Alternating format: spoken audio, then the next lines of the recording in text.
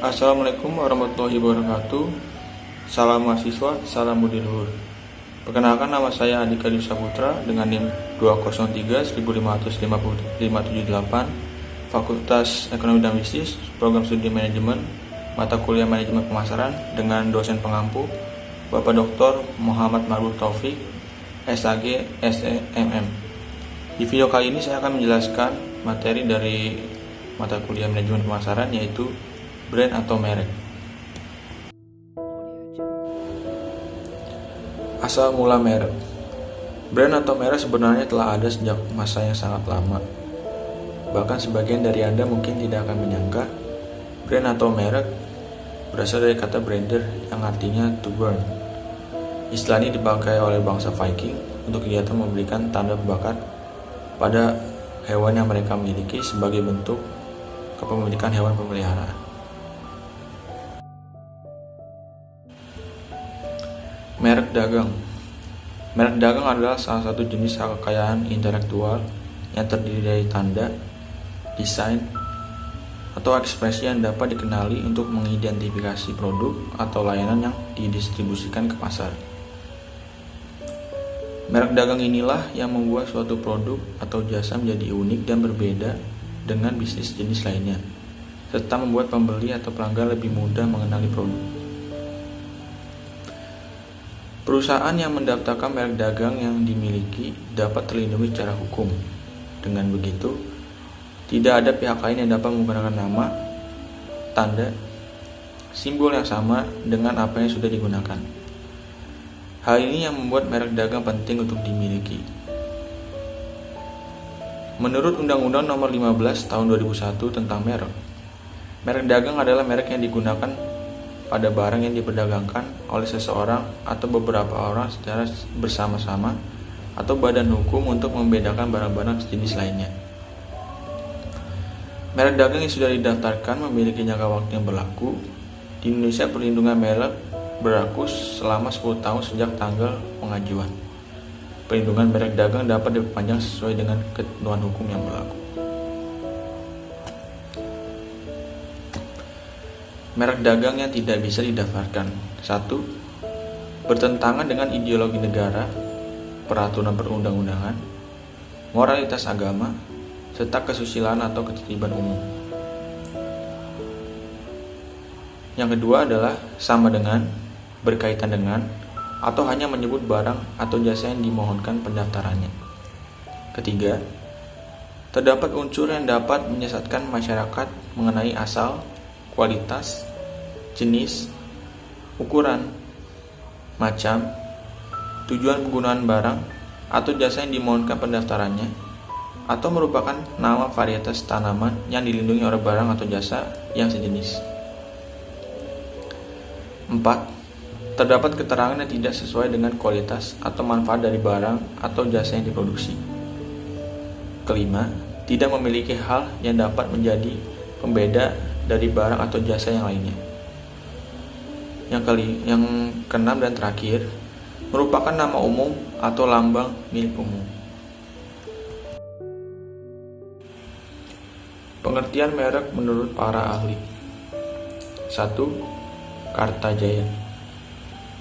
Merek adalah aset yang menciptakan nilai bagi pelanggan dengan meningkatkan kepuasan dan menghargai kualitas. Kedua, Keller. Merek adalah sebagai berikut. Sebuah merek merupakan lebih dari sekedar produk karena mempunyai sebuah dimensi yang menjadi diferensiasi dengan produk lain yang sejenis. Marty Neumeier. Merek adalah perasaan seseorang tentang sesuatu produk, layanan, atau organisasi. Dan yang keempat, Philip Kotler. Merek adalah simbol, tanda, rancangan ataupun sebuah kombinasi dari tiga hal tersebut yang ditujukan sebagai identitas dari beberapa penjual untuk kemudian dijadikan sebagai pembeda dengan pesaing yang ada di pasaran.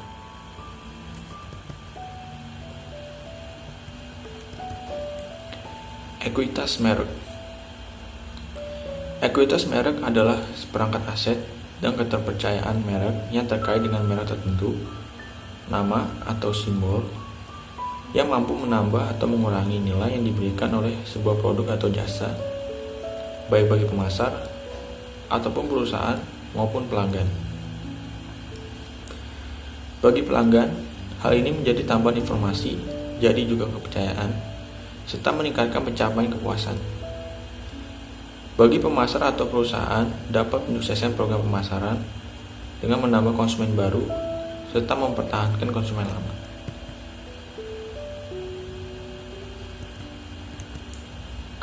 Empat dimensi ekuitas merek. 1.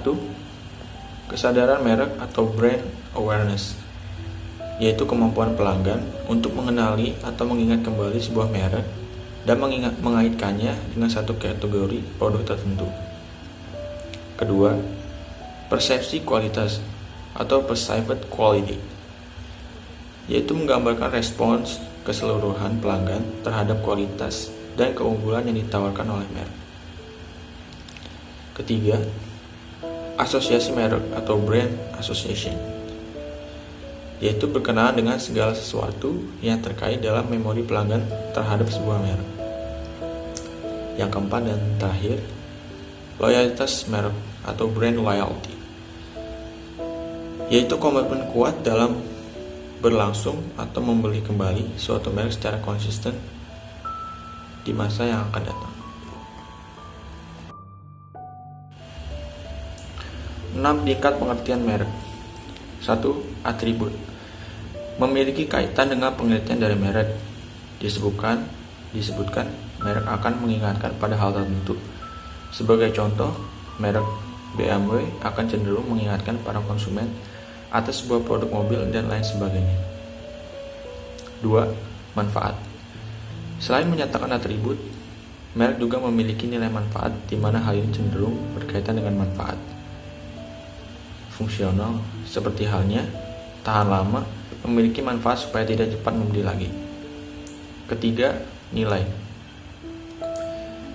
Merek juga memiliki keterkaitan dengan nilai produsen, sebagai merek Mercedes yang sangat berkaitan dengan bergengsi, memiliki kinerja yang tinggi, dan lain sebagainya. Yang keempat, budaya. Sebuah merek juga mewakili adanya budaya tertentu. Misalnya saja Mercedes yang mewakili sebuah budaya Jerman yang sangat bermutu dan juga terorganisir. Yang kelima, kepribadian.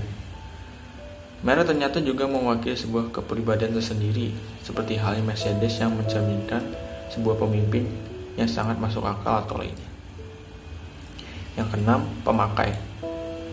Maksud dari hal ini adalah bahwa merek menunjukkan siapa pemakai dari kendaraan Mercedes tersebut, yang dalam hal ini adalah para diplomat atau eksekutif.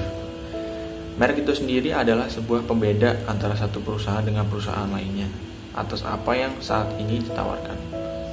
Oleh sebab itu, penting menerapkan konsistensi dalam penggunaan merek karena hal ini memberikan kemudahan bagi orang lain untuk mengenali produk Anda. Jadi, merek itu sendiri terdiri dari 3 hal, yaitu yang pertama, menjelaskan secara umum atas apa yang diperjualbelikan. Yang kedua, menjelaskan atas apa yang dijalankan sebuah perusahaan. Dan yang terakhir, menjelaskan sebuah profil perusahaan. Duta merek. Menurut Wikipedia, duta merek atau bahasa Inggrisnya disebut brand ambassador. Duta merek adalah seseorang atau grup yang dipekerjakan dengan dikontrak oleh sebuah organisasi atau perusahaan untuk mempromosikan suatu merek dalam bentuk produk atau jasa.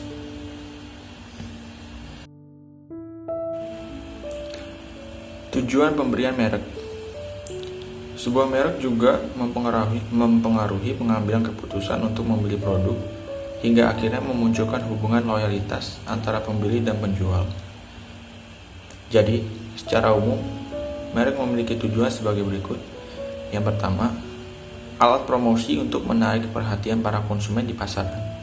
Yang kedua, menjadi identitas yang akan bermanfaat pada proses diferensiasi atas sebuah produk dengan produk lainnya di pasaran, sehingga akan memberikan kemudahan bagi pembeli untuk mendapatkannya.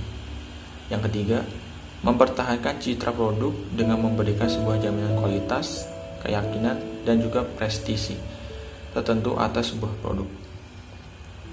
Yang keempat, sebagai alat dalam pengendalian sebuah pasar.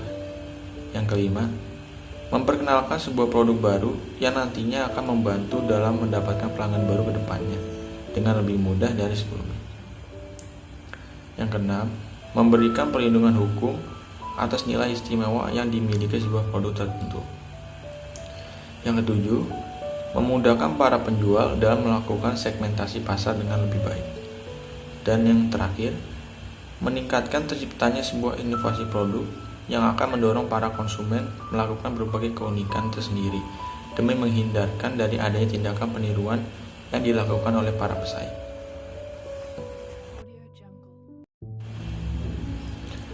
Strategi kuat membangun brand atau merek.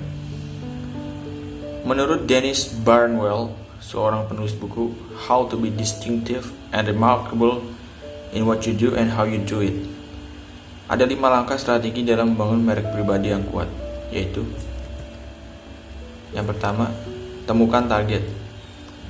Tidak semua pelanggan cocok dengan kriteria target. Sebuah kesalahan besar ketika kita tidak membuat rincian mengenai gambaran target seperti apa kriteria pelanggan. Temukan segera pelanggan yang sesuai dengan target tujuan. Yang kedua, kenali persaingan kita yang sebenarnya. Tak peduli dengan siapa kita bersaing, pastikan kita menentukan pembeli akan membeli dari kita karena produk kita sesuai dengan apa yang mereka butuhkan. Yang ketiga, temukan poin perbedaan kita. Hanya sebuah dongeng belaka yang bercerita tentang marketing yang hebat adalah ketika merek kita menjadi unik. Kita tidak perlu menjadi unik, tapi kita hanya perlu tampil beda melawan dunia persaingan dan gambaran diri produk kita menempel pada target kita. Kenali salah satu dari 3 unsur poin kita yang berbeda dan tunjukkan pada target kita. Yang keempat, ciptakan rencana merek pribadi kita dalam pemasaran.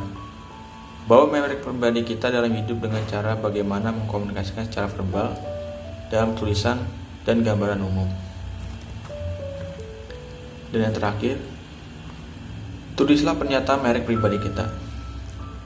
Strategi ini akan menarik bersama-sama yang merupakan akibat 3 langkah berikut. Tulislah 1 paragraf dari 3 pernyataan bahwa 1. Gambarkanlah target pelanggan kita dan apa yang mereka inginkan. 2. Pertandingan kita sebenarnya merupakan figur referensi. Dan yang ketiga, poin kita adalah berbeda. Pernyataan ini akan menjadi identitas merek pribadi kita. Hal ini akan menjadi sebuah catatan pribadi kita, bukan suatu hal yang harus kita katakan pada siapa saja. Unsur dasar penunjang merek atau brand. 1. Pemilihan warna. Bila kita perhatikan, maka begitu banyak merek yang menonjol di pasaran ternyata dibuat dengan hanya pilihan warna dasar dan dengan jumlah atau variasi warna yang minim. Dengan pilihan warna yang minim, maka akan lebih mudah untuk mengaitkan pilihan warna dengan aspek emosi pemirsanya. Yang kedua, bentuk dan jenis huruf. Bentuk juga merupakan komponen yang krusial dalam penyusunan logo sebagai identitas produk. Bentuk dan jenis huruf yang tepat akan dapat lebih mudah diingat oleh konsumen. Yang terakhir adalah nama yang baik. Pemilihan nama merupakan hal pokok bagi setiap brand. Pemilihan nama juga perlu mempertimbangkan target jangka panjang dari sebuah usaha. Bukan tidak mungkin sebuah bisnis dibuat untuk dikembangkan dengan metode waralaba di kemudian hari, atau juga mencoba penetrasi internasional. Sehingga nama yang mudah diucapkan dan dikenali atau recognize akan lebih menguntungkan pada perkembangan usia di tahap selanjutnya.